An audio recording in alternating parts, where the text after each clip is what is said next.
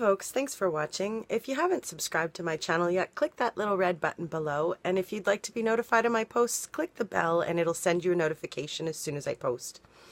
Okay, so I'm following the Chris Watts and Shanann Watts murder story with the two girls, Bella and Celeste, aged 3 and 4.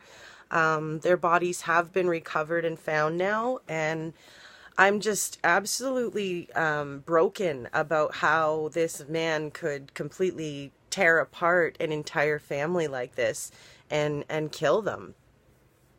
I have to admit, folks, that this story really does tug at my heart. I can't imagine how a father or anybody could, kill their family members like that and just throw them away like they're nothing. I mean, there's so many people in this world that their families are falling apart and they're trying so hard to make things work, and then you have such evil happening around you where it's just so hard to try to stay positive. I feel absolutely devastated for the folks who helped Chris Watts, and they actually opened up their home to him and allowed him to stay with them. He did not shed a tear. He did not show any remorse. The whole time while he's begging for his family to come back on national television. I mean, how heartbreaking is that? Just brutal to find those two little girls just thrown away, just like their mother. I mean, just breaks my heart.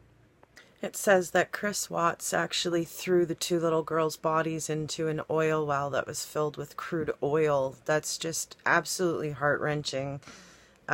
There is some talk about how they had some financial issues and they filed for bankruptcy in 2015. They didn't have very much money in their accounts, and they did have another huge expense on the way with a third child. So no excuse to overreact and lose control and take someone's life.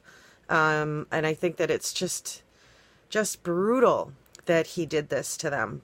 Now, the defense attorney has actually requested DNA samples be taken from Shanann Watts' fingernails. I'm a little bit curious to know what the reasoning is behind that. I wonder if there was something that happened on her trip that she was maybe with someone else. I don't know.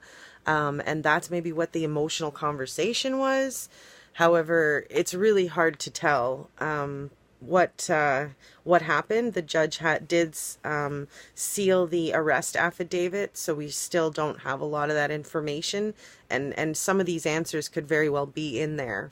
I feel this man's lack of remorse is just absolutely cold, and he definitely deserves to just rot in prison for sure. If you enjoyed this video update, please give me a thumbs up, and if you have any comments to add, please put that into the comments section. I do love hearing from you folks. Have a great day and stay safe out there. Bye for now. Where a man is behind bars accused of killing his pregnant wife and his 2 young daughters. Investigators found their bodies after they were reported missing earlier this week. The woman's husband reportedly confessed to killing them. ABC's Emily Rao has been following the case, and she has the latest. 4 days after a pregnant Shanann, 4-year-old Bella, and 3-year-old Celeste Watts vanished, their husband and father sits in jail.